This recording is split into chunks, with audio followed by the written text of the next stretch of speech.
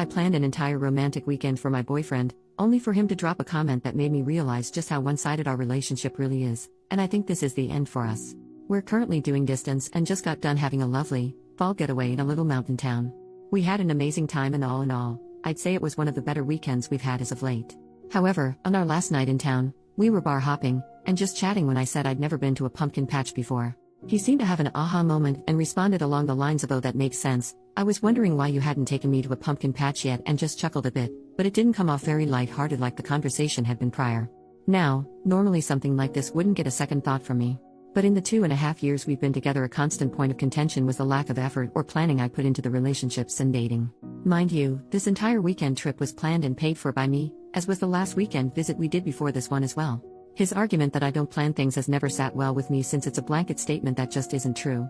I've planned many a date, reservations for job opportunities, at-home quality time, etc., but conveniently during a lot of those plans, they don't pan out because he starts an argument with me over something: what I'm wearing, why I didn't tell him to dress up more, ogling other men while on said dates. Or if I make plans with other friends and family, he gets passive-aggressive and scolds me for never putting the same amount of effort into him as I do them. Part of why I can't get over this comment is because the last visit we had where I went to his hometown, he commented on the pumpkin patch his city puts on every year. He mentioned how he's gone a handful of times and that it was a go-to date for him back when he was single. Am I wrong for feeling weird about all of this? He's always portrayed himself as a traditional and provider type of man, but the majority of the relationship I've been the breadwinner. I've helped him an ungodly amount financially, and I've sacrificed a lot of time in relationships with family and friends, and even prioritized him and the relationship over my own work and graduate school responsibilities. In hindsight, I 100% feel like he love-bombed me hard, and who he is now is nothing like how he portrayed himself to be, or continues to think or see himself as. Typing this all out, I feel pretty icky, but I'm just wondering if I'm overthinking things at this point. OP comments 2 hours later. Wow, ladies. I was not expecting this much of a response in the slightest. I'm shook. The gasps I've been gasping have me a bit shaken. Thank you so much for all the feedback. Gentle, harsh, or somewhere in between.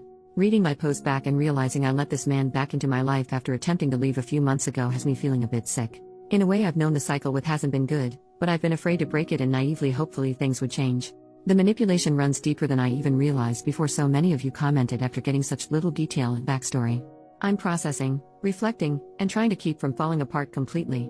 I know what the woman was before him would do, and that's what I'm leaning on right now. Update, 9 days later. Hi all. I made a post a week or so ago about a crappy comment my BF, now ex, made while we were on a weekend getaway together. Long story short, we broke up. Over a week of bickering and arguing followed after that same weekend over something different. I was the one to upset him, but he couldn't stop speaking horribly to me, insulting me, or just being mean to me over it. I apologized endlessly for upsetting him, but when I asked that he stop being so mean with how he spoke to me, he said I deserved it. So among all the other various red flags that have been there the entire relationship, the comment about the pumpkin patch and the aforementioned behavior with another argument was it for me. He was taking out his financial situation and lack of employment on me, saying I didn't deserve to complain about anything. One of my 2 jobs gave me a 2-week notice during all this, and I was blindsided by it. That I should be grateful for having a master's degree, which I have loans for just like my first degree, and that losing one of my jobs was just karma for me being ungrateful since I don't know what rock bottom looks like. This coming from his resentment that I've always had my family to lean on when needed. He called me a goody two-shoes, gated community kid that doesn't know crap about the real world, all while I've been the breadwinner and financial support for us both most of the relationship. He disrespected the hard work my parents did, 20+ years of military service each, and they both still work, to give me and my siblings the life we have, and I just couldn't deal after all that was said. I'll be getting the last of my belongings next week since we were already distanced, and I'll be rid of this narcissistic jerk forever after that. I have my master's graduation in December. I'm treating myself to an all-ladies retreat in Egypt as a celebration, which my ex had an issue with because I wasn't putting that money towards us, shocker. And I'm getting so much quality time back with my family after I let him isolate me. I'm rekindling the relationship with my 2 childhood friends that I lost over this man. I'm on social media again. I had to delete it because he again had an issue with it, and I'm just feeling like myself again. Edit to add, the next day, I just want to say thank you again to all the advice, brutal or not, that was given here. As well as the kind DMs. I've never felt so seen and understood before. It feels like the fog I was in that entire relationship lifted as soon as I heard from you all that I wasn't crazy. I'm convinced now that this man is at best someone with severe narcissist tendencies and at worst, undiagnosed. I know that gets thrown around a lot, but the projecting, the mirroring, and the fact that his mom has a history of mental health struggles, which I never got explicit details of, I feel like something's going on for sure. He took advantage of my kind heart and gentle spirit, and I let him for a long time, hoping he'd change. But I'm free from his torment and constant mental/emotional abuse, and I feel so at peace. Some of OP's comments.